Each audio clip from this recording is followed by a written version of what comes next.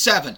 That's the number of games the Mariners need to win, or the number of games the Mariners need for their closest competitors to lose over the next 10 days, in order for them to ensure that they make the playoffs for the first time since 2022, and just the 6th time in franchise history. 8. That's the number of games the Mariners need to win, or have the Houston Astros lose, in order to clinch the division. The Mariners start a 3-game series at the former Minute Maid Park in Houston tonight, 8:10 Eastern Time, 7:10 local, 6:10 Pacific, against the Houston Astros. That game will go a long way towards deciding the future of the American League West, go a long way towards deciding whether or not the Mariners or the Astros win the division. The Texas Rangers are still technically able to win the division, though it's very, very unlikely, as I believe they do not control their own destiny.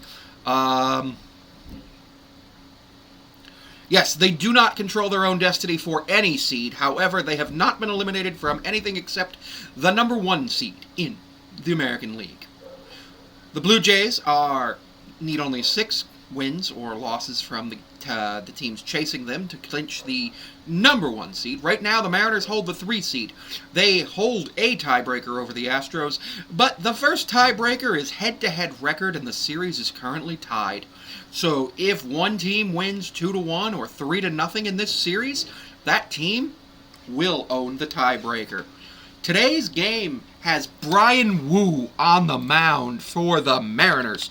And with that, we know that this is going to be a game that's going to be very, very interesting. Bryan Woo did something that nobody has done since Cy Young this season, which was start the season with 24 consecutive starts of 6 or more innings and 2 or fewer walks. And he's going up against Framber Valdez, who recently hit his catcher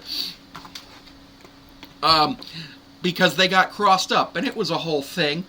And I'm not a fan of that.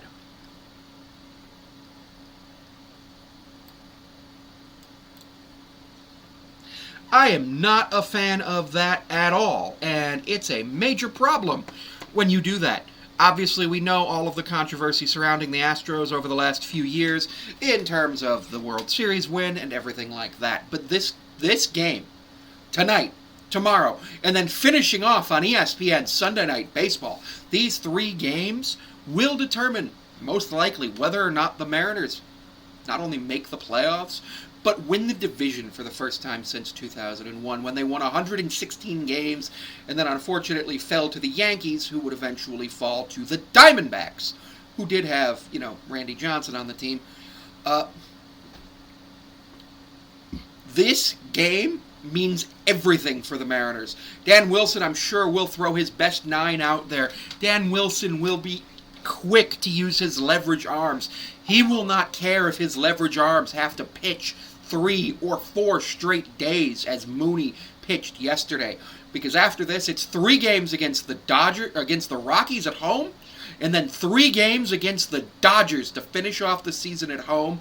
And it's very likely that next week Thursday, when the Mariners face the Dodgers, Clayton Kershaw will be making his final regular season start. Of course, Clayton Kershaw announced his retirement yesterday at the end of the season. He'll be the first pitcher in over 100 years to retire with over 200 wins and under 100 losses. Also, apparently he can give up 196 runs before he records another out, and his career ERA will still be under 3, which is wild. But yeah, so it all comes down to this.